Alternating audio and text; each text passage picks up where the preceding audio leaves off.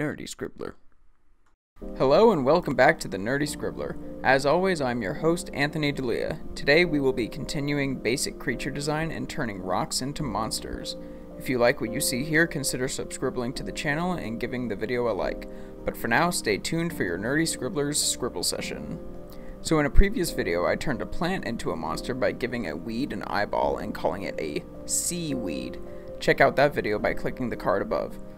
But today I'll be taking different shapes of rocks and turning them into little wandering creatures that exist in the same land as my seaweeds.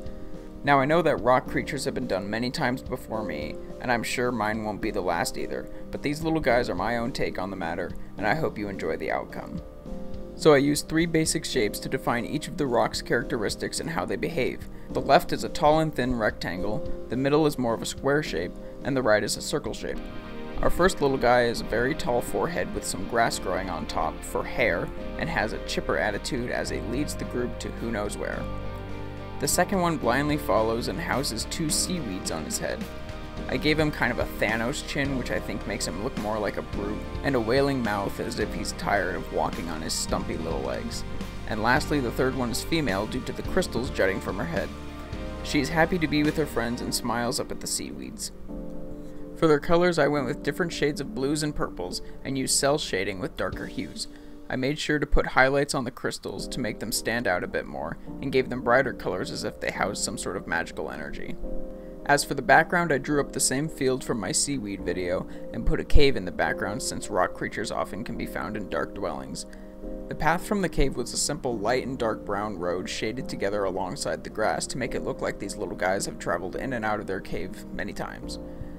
I put in the blue trees to further the fantasy setting and used a sunset sky. Finally, I decided to christen my little creatures Minerpals, minerals that are the best of friends. Like the seaweeds, I used a pun name to add some cuteness and memorability. From a lore standpoint, I think the Minerpals should travel in groups of 3. They are predominantly a male race, but the occasional female can be found and are usually sought after since they have rare gemstones. As such, the male Minerpals will often protect the female while she charges up a magical attack as an ultimate defense. And that ends today's video and another lesson of creature design. If you like what you've seen here, hit the like button and consider subscribing to the channel and hitting the bell icon to stay up to date on all Nerdy Scribbler content. Also, if you really want to help me grow as an artist, you can follow me on Patreon. My question for the day is, what is your favorite cliché fantasy monster? Let me know in the comments below. Until next time, my scribblings.